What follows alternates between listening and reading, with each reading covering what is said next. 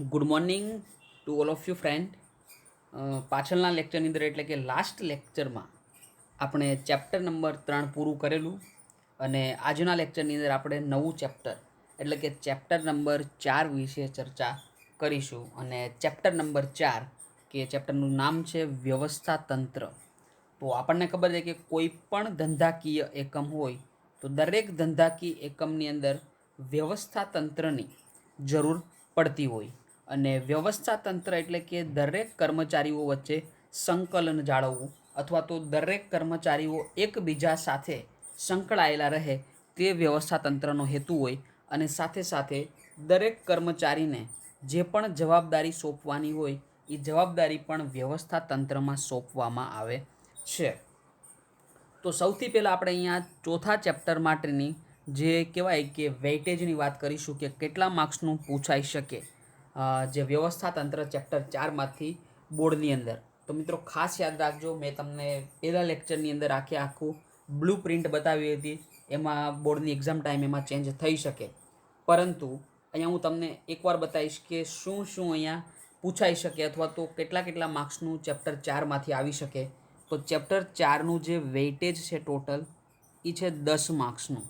એટલે કે બોર્ડની પરીક્ષાની અંદર ચેપ્ટર 4માંથી 10 માર્ક્સનું પૂછાઈ શકે. તો આપણા માટે ખૂબ જ અગત્યનું ચેપ્ટર કહેવાય, કારણ કે 10 માર્ક્સ તમને આ ચેપ્ટરમાંથી મળી શકે. એમાં સૌથી પહેલાં આપણે વાત કરીશું અહીંયા સેક્શન વાઇઝ વેઇટેજની. સેક્શન વાઇઝ વેઇટેજ એટલે કે કયા સેક્શનમાંથી પ્રશ્ન પૂછાઈ શકે આ ચેપ્ટરનો. તો સૌથી પહેલાં જોઈશું આપણે સેક્શન એ. તો મિત્રો સેક્શન જો એની વાત કરવામાં આવે એટલે કે એમસીક્યુ, અને એમસીક્યુ એક એમસીક્યુ ચેપ્ટર 4માંથી પૂછાઈ શકે, એટલે કે તમે સેક્શન એમાંથી 1 માર્ક્સ મેળવી શકો. એના પછી વાત કરીશું સેક્શન બી. તો સેક્શન બીમાંથી પણ 1 માર્ક્સનું એક વાક્યમાં જવાબ પૂછાઈ શકે, અને એક વાક્યમાં જવાબ જેનો માર્ક્સ હોય 1 એટલે કે તમે 1 માર્ક્સ મેળવી શકો વિભાગ બીમાંથી. એના પછી સેક્શન ડી. તો સેક્શન ડીમાં પૂછાઈ શકે એક પ્રશ્ન, અને આપણને ખબર છે કે વિભાગ સી કે ટૂંકમાં ઉત્તર આપો જે 2 માર્ક્સનો એક પ્રશ્ન હોય એટલે તમે અહીંથી 2 માર્ક્સ કવર કરી શકો. અને સેક્શન ડી, તો સેક્શન ડીમાં પૂછાઈ શકે આ ચેપ્ટરમાંથી 2 માર્ક્સના પ્રશ્નો. તો અહીંયા એક વસ્તુ ક્લિયર થાય કે 2 માર્ક્સ તમે સેક્શન ડીમાંથી લઈ શકો, 2 પ્રશ્નો પૂછાઈ શકે. અને સેક્શન ડી એટલે કે દરેક પ્રશ્ન 3 માર્ક્સનો, એટલે કે 6 માર્ક્સ તમે માત્ર સેક્શન ડીમાંથી કવર કરી શકો. અને સેક્શન ઈમાં કોઈ પ્રશ્ન પૂછાવાની શક્યતા નથી, પરંતુ મેં તમને પહેલાં કીધેલું કે ભલે પૂછાવાની બ્લુ પ્રિન્ટની અંદર ભલે શક્યતા ના હોય, તેમ છતાં આપણે દરેક સેક્શનને દરેક ચેપ્ટરની અંદર એક સરખું મહત્ત્વ આપીશું. તો હવે અહીંયા તમે જોઈ શકો 1 + 1 + 2 એટલે કે 4, અને 4 + 6 એટલે કે 10 માર્ક્સનું ચેપ્ટર નંબર 4માંથી પૂછાઈ શકે, જેમાં સેક્શન ડી ખૂબ જ અગત્યનું આપણા માટે થઈ જાય, કારણ કે 50%થી વધારે માર્ક્સ માત્ર સેક્શન ડીમાં પૂછાઈ શકે. હવે આપણે આગળ વધીશું ચેપ્ટર ઉપર. તો સૌથી પહેલાં તમે જોઈ શકો છો ચેપ્ટર નંબર 4 વ્યવસ્થા તંત્ર, પેજ નંબર 36 ઉપર. અને તમે આ પ્રકરણની અંદર શું શીખશો એની અંદર જો વાત કરવામાં આવે તો આ ચેપ્ટરની અંદર વ્યવસ્થા તંત્ર, એનો અર્થ, એનો વ્યાખ્યા, ખ્યાલ અને લાક્ષણિકતાઓ વિશે ચર્ચા કરીશું. એના પછી વ્યવસ્થા તંત્રની પ્રક્રિયાના તબક્કા, એટલે કે વ્યવસ્થા તંત્ર જ્યારે કરવામાં આવે તો કઈ પ્રક્રિયા એને લાગુ પડે એના વિશે પણ આપણે ચર્ચા કરીશું. વ્યવસ્થા તંત્રનું માળખું, એટલે કે જે પણ વ્યવસ્થા તંત્રની અંદર માળખું ગોઠવવાનું હોય તો એની અંદર રૈખિક વ્યવસ્થા તંત્ર હોય, કાર્યાનુસાર વ્યવસ્થા તંત્ર હોય, વૈધિક અવૈધિક વ્યવસ્થા તંત્ર તેમજ શ્રેણિક વ્યવસ્થા તંત્ર વિશે ચર્ચા કરીશું. અને એના પછી ચોથો પોઈન્ટ એટલે કે વિકેન્દ્રીકરણ, સત્તાનું કેન્દ્રીકરણનું વિભાજન કરવામાં આવે, અને છેલ્લે સત્તા સોંપણી. તો અલગ અલગ 5 વિભાગોમાં આખું ચેપ્ટર વેચી નાખેલું તમે જોઈ શકો 4.5. તો આજે સૌથી પહેલાં આપણે જોઈશું અહીંયા અર્થ વિશે ચર્ચા કરીશું. વ્યવસ્થા તંત્રનો અર્થ સામાન્ય શબ્દોમાં કહીએ તો સમાન ધ્યેય સિદ્ધ કરવા પ્રવૃત્ત થયેલી વ્યક્તિ વચ્ચે સત્તા અને જવાબદારીની વહેંચણી કરતું માળખું એટલે વ્યવસ્થા તંત્ર. તો મિત્રો જ્યારે કોઈ પણ ધંધાકીય એકમ હોય એનો ધ્યેય કેવો હોય? સમાન હોય. જેમ કે ઉદાહરણ આપું હું અહીંયા કે આપણો ધ્યેય અહીંયા શું હોય કે શિક્ષકો હોય અથવા તો વિદ્યાર્થી બધાનો ધ્યેય શું હોય કે 12માની પરીક્ષાની અંદર વધુમાં વધુ પર્સન્ટેજ બધાયના લાવવા. આ આપણો ધ્યેય. હવે આ ધ્યેય માટે આપણે અહીંયા શું કરીએ છીએ કે જેટલી પણ વ્યક્તિઓ હોય એ બધી વ્યક્તિઓ વચ્ચે સત્તા અને જવાબદારીની વહેંચણી થાય. એટલે કે એકાઉન્ટના જે શિક્ષક હોય એને એકાઉન્ટની સત્તા અને જવાબદારી સોંપવામાં આવે. જે વ્યક્તિ સ્ટેટ લેતા હોય એ વ્યક્તિને સ્ટેટની સત્તા અને જવાબદારી સોંપવામાં આવે. એના પછી જે વ્યક્તિ ઇકો લેતા હોય એ વ્યક્તિને ઇકોની જવાબદારી સોંપવામાં આવે. અને હું અહીંયા બીએ લઉં તો મને બીએની જવાબદારી. આમ 7 વિષયની અલગ અલગ લોકોને અથવા તો કોઈ 2 જવાબદારી એક વ્યક્તિને પણ સોંપવામાં આવે. જેમ કે અકાઉન્ટ સ્ટેટના શિક્ષક ઘણીવાર એક જ શિક્ષક હોય, ઇકો બીએના પણ ઘણીવાર એક હોય. તો આવી રીતે જે પણ આપણો ધ્યેય હોય એ ધ્યેયને સિદ્ધ કરવા માટે દરેક વ્યક્તિઓ વચ્ચે સત્તા અને જવાબદારીની સોંપણી કરવામાં આવે. અને આ માળખું એટલે કે વ્યવસ્થા તંત્ર. એના પછી જોઈશું વ્યાખ્યા. તો વ્યાખ્યા માટે અહીંયા 2 અલગ અલગ નિષ્ણાંતોના નામ આપેલા, ચેસ્ટર આઈ બર્નાર્ડ અને લુઈસ એલન. તો તમને મેં પહેલાં પણ કીધેલું કે દરેક ચેપ્ટરની અંદર 2-3 નિષ્ણાંતોએ આપેલી વ્યાખ્યા હોય અને બધી વ્યાખ્યાઓ કયો નિષ્ણાંત કઈ વ્યાખ્યા કે એ જે લોઅર ક્લાસ સ્ટુડન્ટ હોય એટલે કે હોશિયાર છોકરાઓ તો કદાચ યાદ રાખવાનો ટ્રાય કરે, પરંતુ જે લોકોને યાદ ના રહે એવા સ્ટુડન્ટો હોય તો આપણે માત્ર એનો કોઈ પણ એક અર્થ યાદ રાખી શકો તમે. તો ચેસ્ટર આઈ બર્નાર્ડની વાત કરીએ તો 2 કે તેથી વધુ વ્યક્તિઓના સહકાર દ્વારા થતી પ્રવૃત્તિ એટલે વ્યવસ્થા તંત્ર. તો મિત્રો ચેસ્ટર આઈ બર્નાર્ડે શું કીધું કે 2 અથવા તો તેથી વધુ વ્યક્તિના સહકાર દ્વારા જે પ્રવૃત્તિ કરવામાં આવે એને વ્યવસ્થા તંત્ર કહેવાય. એટલે કે ઉદાહરણ આપું તમને કે આપણને ખબર છે કે આપણા ધોરણ 12ની અંદર 7 વિષયો છે. તો 7 વિષયો માટે 7 શિક્ષકો, આપણે એવું સમજી લઈએ કે 7 શિક્ષકો છે. તો આ બધા શિક્ષકો એકબીજાને શું આપશે? સહકાર આપશે. અને સહકાર દ્વારા જે પ્રવૃત્તિ થાય એને શું કહેવાય? વ્યવસ્થા તંત્ર. એના પછી લુઈસ એલન. તો લુઈસ એલનના જણાવ્યા મુજબ વ્યવસ્થા તંત્ર એ એવી પ્રક્રિયા છે કે જેમાં નિશ્ચિત હેતુઓ સિદ્ધ કરવા માટે લોકો વધુમાં વધુ અસરકારક રીતે કાર્ય કરી શકે તે હેતુથી કાર્યની સ્પષ્ટતા કરવી. કાર્યની સ્પષ્ટતા એટલે કે જે વ્યક્તિને જે કાર્ય આપ્યું હોય એની સ્પષ્ટતા કરવી. જેમ કે બીએ મને આપેલું તો બીએની સ્પષ્ટતા થાય કે બીએસ વિષય ઘનશ્યામ સર ભણાવશે. તેનું વર્ગીકરણ કરવું એટલે કે કાર્યનું વર્ગીકરણ કરવામાં આવે. દરેક વ્યક્તિને જવાબદારી અને સત્તાની સોંપણી કરવાની તેમજ સંબંધો સ્થાપવાની પ્રક્રિયા છે. તો આ લુઈસ એલનની વ્યાખ્યા કે આપણો જે પણ હેતુ હોય આપણા હેતુઓને સિદ્ધ કરવા માટે આપણે લોકો વધુમાં વધુ અસરકારક રીતે કાર્ય કરી શકે તે માટે કાર્યની સ્પષ્ટતા કરવી પડે, તેનું વર્ગીકરણ, સત્તા અને જવાબદારીની સોંપણી તેમજ સંબંધો સ્થાપવાની પ્રક્રિયા એટલે કે વ્યવસ્થા તંત્ર. તો મિત્રો અહીંયા આપણે વ્યવસ્થા તંત્રનો અર્થ અને એની વ્યાખ્યા જોઈ. હવે આગળના પોઈન્ટ વિશે ચર્ચા કરીએ તો એના ખ્યાલ વિશે જોઈશું.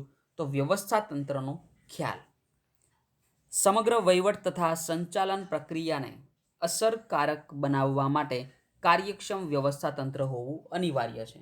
એટલે કે આપણા કોઈ પણ બિઝનેસ ધંધાકીય એકમની અંદર જે પણ સંચાલન પ્રક્રિયા હોય અથવા તો જે પણ એનો વહીવટ હોય એને અસરકારક એટલે કે કાર્યક્ષમ બનાવવા માટે આપણું વ્યવસ્થા તંત્ર પણ અસરકારક અને કાર્યક્ષમ હોવું જોઈએ. સંચાલનની મોટાભાગની મુશ્કેલીઓ બિનકાર્યક્ષમ વ્યવસ્થા તંત્રમાંથી ઉદ્ભવે છે. એટલે કે જો વ્યવસ્થા તંત્ર સારી રીતે કરવામાં ન આવે તો મોટાભાગની મુશ્કેલીઓ ક્યાંથી ઉદ્ભવે? બિનકાર્યક્ષમ વ્યવસ્થા તંત્રમાંથી ઉદ્ભવે. અને તેને કારણે ધંધાકીય એકમ નિશ્ચિત સમયમાં ધ્યેય સિદ્ધ કરી શકતું નથી. એટલે કે કોઈ પણ ધંધાકીય એકમનો જે પણ હેતુ હોય આ હેતુને આપણે સિદ્ધ કરી શકતા નથી. એનું એકમાત્ર કારણ શું કે ધંધાકીય એકમની અંદર જે બિનકાર્યક્ષમ વ્યવસ્થા તંત્ર છે જેના લીધે આપણે આપણો ધંધાકીય એકમનો જે પણ ધ્યેય છે એને સિદ્ધ કરી શકતા નથી. તેથી જ જો ધંધાકીય એકમ પાસે યોગ્ય અને અસરકારક વ્યવસ્થા તંત્ર હોય, યોગ્ય અને અસરકારક એટલે કે જો કાર્યક્ષમ વ્યવસ્થા તંત્ર હોય તો સાધનોના મહત્તમ, ઇષ્ટતમ એટલે કે મહત્તમ, જે વ્યક્તિઓને ભૂલાઈ જતું હોય પ્લીઝ અહીંયા લખી નાખજો મહત્તમ ઉપયોગ દ્વારા સમય, શક્તિ અને નાણાંની બચત કરી શકાય છે. એટલે કે જો ધંધાકીય એકમ પાસે કાર્યક્ષમ એટલે કે જો સારું વ્યવસ્થા તંત્ર હોય તો આપણે સાધનોનો મહત્તમ ઉપયોગ કરી શકીએ છીએ અને મહત્તમ ઉપયોગ દ્વારા સમય, શક્તિ અને નાણાંની બચત પણ કરી શકાય છે અને એકમની પ્રવૃત્તિઓ વચ્ચે વિસંગતતાઓ નિવારી શકાય છે. એટલે કે કોઈ પણ ધંધાકીય એકમની અંદર જે અલગ અલગ પ્રવૃત્તિઓ થતી હોય અને આ પ્રવૃત્તિઓ વચ્ચે સમજો કે કોઈ અનમેળ બેસતો હોય એટલે કે વિસંગતતા આવતી હોય તો એ વિસંગતતાને પણ નિવારી શકાય છે. વ્યવસ્થા તંત્રનો ખ્યાલ મૂળભૂત રીતે સમૂહ સાથે સંકળાયેલો છે. તો અહીંયા લખ્યું મિત્રો કે વ્યવસ્થા તંત્રનો ખ્યાલ કોના સાથે સંકળાયેલો? તો સમૂહ સાથે. કારણ કે વ્યવસ્થા તંત્ર ત્યારે જ કરવામાં આવે જ્યારે બે કે તેથી વધુ વ્યક્તિઓની વાત કરવાની હોય ત્યારે. અને બે કે તેથી વધુ વ્યક્તિ એટલે કે આપણે એને સમૂહ કહી શકીએ. એક વ્યક્તિ કામ કરતો હોય તો એને સમૂહ કહેવાય નહીં, પરંતુ જો બે કે તેથી વધુ વ્યક્તિ કાર્ય કરતી હોય તો એને આપણે સમૂહ કહી શકીએ. અને જ્યાં એક કરતાં વધુ વ્યક્તિઓ સામૂહિક રીતે કાર્ય કરે ત્યારે કાર્યને અસરકારક રીતે પાર પાડવા માટેનું માળખું એ વ્યવસ્થા તંત્ર છે. તેથી તેને પ્રબંધ પણ કહેવામાં આવે છે. તો મિત્રો આપણે ચેપ્ટર નંબર 1ની અંદર સંચાલનના કાર્યો વિશે ચર્ચા કરી હતી અને સંચાલનના કાર્યોની અંદર આપણે જોયું હતું કે સંચાલનના કાર્યોમાં જે વ્યવસ્થા તંત્રનું બીજું નામ જોયું હતું એટલે કે પ્રબંધ. તો તમે અહીંયા પણ જોઈ શકો અને એવું હોય તો તમે અંડરલાઈન પણ કરી શકો. વ્યવસ્થા તંત્રમાં કોઈ સમાન ધ્યેયની પ્રાપ્તિ માટે એકત્રિત થયેલા લોકોને સત્તા અને જવાબદારીની વહેંચણી કરી તે વ્યક્તિઓ વચ્ચેના સંબંધ સ્થાપિત કરવાનું કાર્ય કરવામાં આવે છે. એટલે કે વ્યવસ્થા તંત્રની અંદર જે આપણો ધ્યેય સમાન, જેના આપણે અર્થની અંદર જોયું હતું કે સમાન ધ્યેયની પ્રાપ્તિ હોય એના માટે એકત્રિત થયેલા લોકોને સત્તા અને જવાબદારીની વહેંચણી કરી તે વ્યક્તિઓના વચ્ચેના સંબંધને પ્રસ્થાપિત કરવાનું કાર્ય કરવામાં આવે. અને જે માટે માનવીનું શરીર એક ઉત્તમ ઉદાહરણ છે. માનવીના શરીરના જુદા જુદા અંગોના કાર્યો જુદા જુદા હોય છે, તેમ છતાં બધા જ અંગો એકબીજા સાથે સંકલિત હોય છે. સંકલિત એટલે કે એકબીજા સાથે સંકળાયેલા હોય છે. તો આપણા શરીરની જ જો વાત કરવામાં આવે તો શરીરની અંદર બધા અંગોના કાર્યો જુદા જુદા, પરંતુ બધા જ અંગો એકાબીજા સાથે સંકળાયેલા હોય. અને એવી જ રીતે વાત કરવામાં આવે કે આપણા 12માની અંદર સમજો કે 7 વિષયો, તો આ 7 વિષયોના 7 અલગ અલગ શિક્ષકો, તો આ 7 શિક્ષકોના કામ શું? અલગ અલગ વિષયોને ભણાવવા. પરંતુ 7 શિક્ષકો એકાબીજા સાથે શું હોય? અહીંયા સંકલિત હોય એટલે કે બધા એકબીજા સાથે જોડાયેલા હોય. તો જેનાથી શું થાય કે આપણું જે ધ્યેય પ્રાપ્તિ અથવા તો આપણું જે હેતુ નિર્ધારણ છે આપણે સરળતાથી એને પાર પાડી શકીએ. તો મિત્રો અત્યાર સુધીમાં આપણે જોયું અર્થ, વ્યાખ્યા અને એના પછી વ્યવસ્થા તંત્રના ખ્યાલ વિશે આપણે ચર્ચા કરી. તો આ 3 પ્રશ્નો અહીંયા ટોટલ પૂરા કરેલા એક જ ટોપિકની અંદર. તો હું અહીંયા તમને માત્ર 2 મિનિટનો સમયગાળો આપું. 2 મિનિટની અંદર તમે અર્થ, વ્યાખ્યા અને ખ્યાલ વિશે અભ્યાસ કરી લો અને એના પછી આપણે એની લાક્ષણિકતાઓ એના વિશે ચર્ચા કરીશું.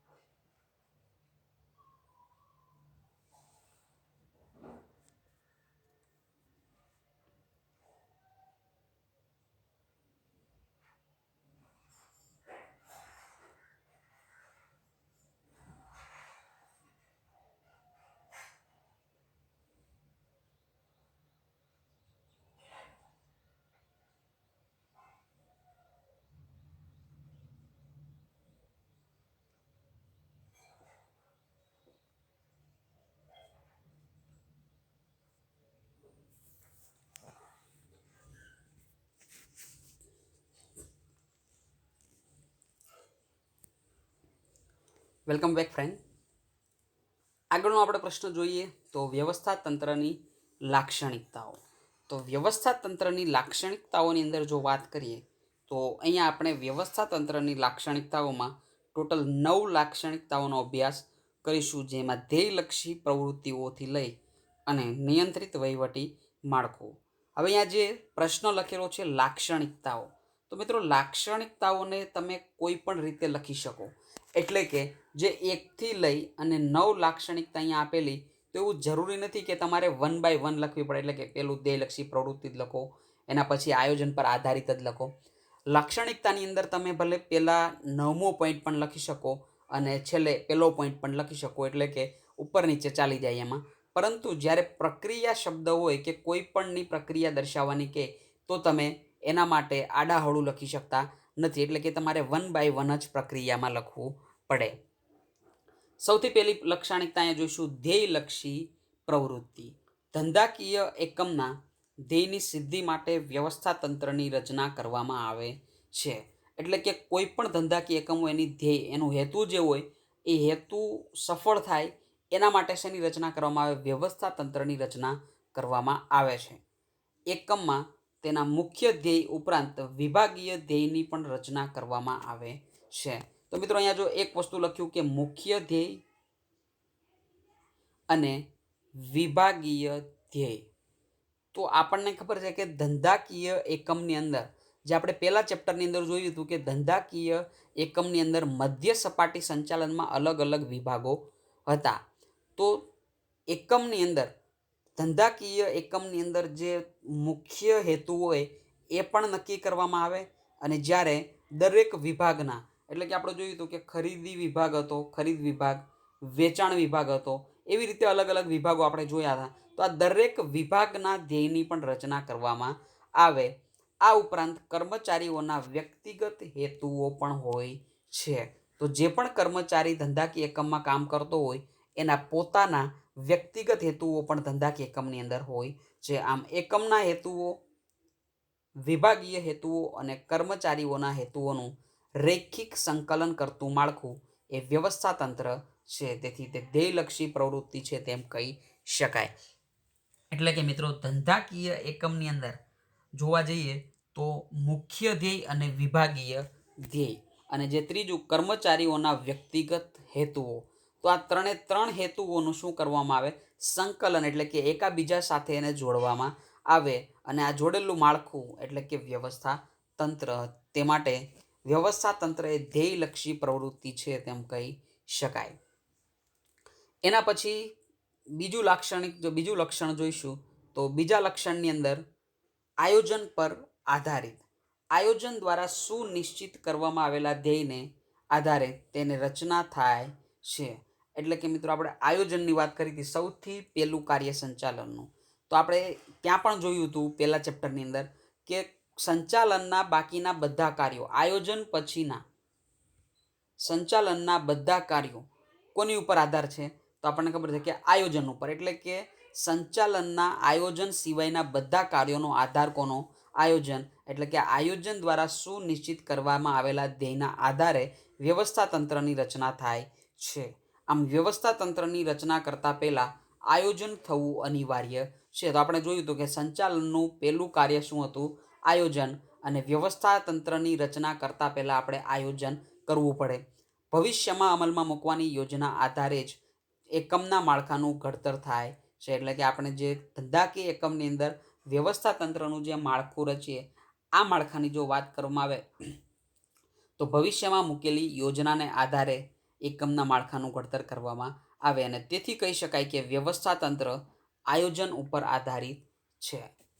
એના પછી આગળની લાક્ષણિકતા જોઈશું, સત્તા અને ફરજોની વહેંચણી. તો જેને આપણે વ્યાખ્યા, એટલે કે વ્યવસ્થા તંત્રનો અર્થ અને વ્યાખ્યાની અંદર પણ જોયું હતું કે વ્યવસ્થા તંત્રમાં જે સત્તા અને જવાબદારીની શું કરવામાં આવે? વહેંચણી કરવામાં આવે. ધંધાકીય એકમમાં કામ કરતી જુદી જુદી વ્યક્તિઓને તેમના કૌશલ્ય, લાયકાતને આધારે જુદી જુદી પ્રવૃત્તિઓ સોંપવામાં આવે. એટલે કે જે વ્યક્તિ પાસે જે લાયકાત, જે કૌશલ્ય હોય, તે વ્યક્તિને તે કામ સોંપવામાં આવે. ઉદાહરણ તરીકે સમજો કે અહીંયા મને BA વિષય ભણાવવાનું કીધું, તો બીએ વિષયમાં મારી પાસે કંઈક કૌશલ્ય હોય અથવા તો લાયકાત હોય એના આધારે અહીંયા શું કરવામાં આવે, પ્રવૃત્તિ સોંપવામાં આવે અને આ સાથે જે તે વ્યક્તિને તેની સત્તા વિશે પણ માહિતગાર કરવામાં આવે છે. એટલે કે જે વ્યક્તિને જવાબદારી સોંપવામાં આવેલી હોય એ વ્યક્તિને સાથે સત્તા પણ સોંપવામાં આવે અને આથી વ્યવસ્થા તંત્ર એ વ્યક્તિઓ વચ્ચે સત્તા અને ફરજના સંબંધો સ્થાપિત કરતું માળખું છે. તો મિત્રો સિમ્પલ જ છે લાક્ષણિકતા ત્રીજી પણ, સત્તા અને ફરજોની સોંપણી. એના પછી ચોથું લક્ષણ અહીંયા જોઈશું તો માનવ પરિબળને મહત્વ. એટલે કે વ્યવસ્થા તંત્રમાં માનવી કેન્દ્ર સ્થાને છે. તો સંચાલનના કોઈ પણ કાર્યો હોય, બધા કાર્યોની અંદર માનવી શું હોય, કેન્દ્ર સ્થાને હોય. કોઈ પણ આદર્શ વ્યવસ્થા તંત્રની સફળતાનો આધાર તેમાં કાર્ય કરતા માનવીઓ ઉપર રહેલો છે. એટલે કે કોઈ પણ ધંધાકીય એકમ હોય એની સફળતાનો આધાર શેના ઉપર હોય, માનવીઓ ઉપર રહેલો હોય. એની અંદર જે કાર્ય કરતા માનવીઓ, કર્મચારી ઉપર રહેલો હોય. એટલે કે જો કોઈ કર્મચારી સારી રીતે અથવા તો કાર્યક્ષમ કાર્ય કરતો હોય તો ત્યાં જે ધંધાકીય એકમનો હેતુ તમે સરળતાથી પ્રાપ્ત કરી શકો છો અને તેથી અસરકારક વ્યવસ્થા તંત્રની સ્થાપના માટે અસરકારક માનવ સંબંધો સ્થાપિત કરવા જરૂરી છે. તો મિત્રો અહીંયા આપણે ટોટલ જે 9 લાક્ષણિકતાઓમાંથી 4 લાક્ષણિકતાઓ પૂરી કરી. સૌથી પહેલાં જોયું ધ્યેય લક્ષ્ય પ્રવૃત્તિ, આયોજન ઉપર આધારિત, સત્તા અને ફરજોની સોંપણી, માનવ પરિબળને મહત્વ અને એના પછી પરિવર્તનશીલતા. એકવાર વ્યવસ્થા તંત્રની રચના થયા પછી તેમાં ફેરફારને અવકાશ શક્ય નથી. એટલે કે આપણે સંચાલનની અંદર ફેરફાર કરી શકતા હતા, પરંતુ વ્યવસ્થા તંત્રની રચના કર્યા પછી એમાં ફેરફાર કરી શકાતા નથી. બદલાતા જતા સંજોગો અને પરિસ્થિતિ અનુસાર વ્યવસ્થા તંત્રમાં સાનુકૂળ ફેરફાર કરી શકાય. એટલે કે જો સારો કોઈ ફેરફાર કરવો હોય તો આપણે કરી શકીએ. જે આપણે જોયું હતું કે સંચાલન એ પરિવર્તનશીલ, સંચાલનની અંદર આપણે પરિવર્તન કરી શકીએ. તો વ્યવસ્થા તંત્રમાં પણ ફેરફારને અવકાશ હોય છે.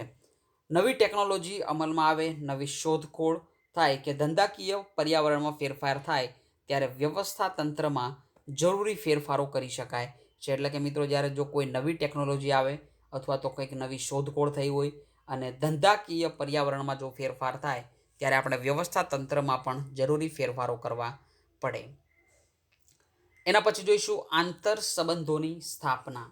એટલે કે વ્યવસ્થા તંત્ર કાર્ય, હોદ્દાઓ કે વિભાગો વચ્ચે આંતર સંબંધોની સ્થાપના કરે છે. તો આપણે આંતર સંબંધો એટલે મિત્રો જોયું હતું કે આંતર સંબંધોની અંદર એક કર્મચારી બીજા કર્મચારીઓ વચ્ચે જે સંબંધ સ્થપાય, જેના કાર્ય આધારે, હોદ્દાઓ આધારે કે વિભાગો વચ્ચે આંતર સંબંધોની સ્થાપના થાય છે. તે એક કાર્યના બીજા કાર્ય સાથેના તેમજ એક વિભાગના બીજા વિભાગ સાથેના સંબંધોની સ્પષ્ટતા કરે છે. એના પછી આગળ જોઈશું દેખરેખ અને અંકુશ. દેખરેખ, અંકુશ અને સંકલન એ વ્યવસ્થા તંત્ર માટે મૂળભૂત જરૂરિયાતો છે. એટલે કે મિત્રો વ્યવસ્થા તંત્રની અંદર આપણે કામ કરતા કર્મચારીઓ ઉપર દેખરેખ પણ રાખવી પડે, એના ઉપર અંકુશ પણ રાખવું પડે અને એની સાથે સંકલન પણ જાળવવું પડે. કર્મચારીને સોંપવામાં આવેલ કાર્ય તે તેની સત્તા અને ફરજને અનુલક્ષીને કરે છે કે કેમ તે અંગે દેખરેખ અને અંકુશની જોગવાઈ વ્યવસ્થા તંત્રમાં હોય છે. તો આપણને મિત્રો ખબર છે કે વ્યવસ્થા તંત્રની અંદર જે પણ કાર્ય હોય એની વહેંચણી કરવામાં આવે અને જે કાર્ય અને ફરજની જવાબદારીની વહેંચણી કરેલી હોય એના પ્રમાણે કોઈ પણ કર્મચારી કાર્ય કરે છે કે નહીં એના ઉપર પણ આપણે અહીંયા ધ્યાન રાખવું પડે. સામૂહિક પ્રવૃત્તિ. વ્યવસ્થા તંત્રમાં અનેક વ્યક્તિઓ ધ્યેય સિદ્ધિ માટે પ્રયત્નશીલ હોય છે. એટલે કે વ્યવસ્થા તંત્રની અંદર જેટલા પણ વ્યક્તિઓ કામ કરતા હોય દરેક વ્યક્તિઓનો હેતુ અહીંયા શું હોય કે ધંધાકીય એકમનું ધ્યેય સિદ્ધ થાય અને વ્યક્તિઓના આ પ્રયત્નોને વ્યવસ્થા તંત્ર યોગ્ય માળખું પૂરું પાડે છે, જેના દ્વારા સામૂહિક સહકારથી ધ્યેય સિદ્ધિની દિશામાં જઈ શકાય છે. એટલે કે કોઈ પણ વ્યક્તિ ધંધાકીય એકમની અંદર જે પણ કામ કરતા હોય આ બધા વ્યક્તિઓ શું હોય, કોઈ જે પણ ધંધાકીય એકમ હોય એના ધ્યેય સિદ્ધિ માટે કાર્ય કરતા હોય અને એના માટેનું યોગ્ય વાતાવરણ, યોગ્ય માળખું પણ ધંધાકીય એકમ પૂરું પાડે. અને એના પછી છેલ્લું અહીંયા લક્ષણ જોઈશું નિયંત્રિત વહીવટી માળખું. એટલે કે વ્યવસ્થા તંત્ર એ ચોક્કસ પ્રકારનું નિયંત્રિત વહીવટી માળખું છે જેમાં ધંધાકીય એકમમાં સંબંધો પ્રસ્થાપિત કરવા માટે નિયમો અને નિયંત્રણોની આવશ્યકતા રહે છે, એટલે કે કોઈ પણ ધંધાકીય એકમ હોય, આ ધંધાકીય એકમમાં સંબંધો પ્રસ્થાપિત કરવા માટે નિયમો અને નિયંત્રણની આવશ્યકતા હોય. એટલે કે તમે દરેક ધંધાકીય એકમના કર્મચારીઓ માટે નિયમો પણ બનાવી શકો, એના ઉપર નિયંત્રણ પણ રાખી શકો, અને જેની રચના વ્યવસ્થા તંત્ર દ્વારા કરવામાં આવે છે. તો મિત્રો અહીંયા આપણે ટોટલ 9 લાક્ષણિકતા જોઈ ધંધાકીય વ્યવસ્થા તંત્રની.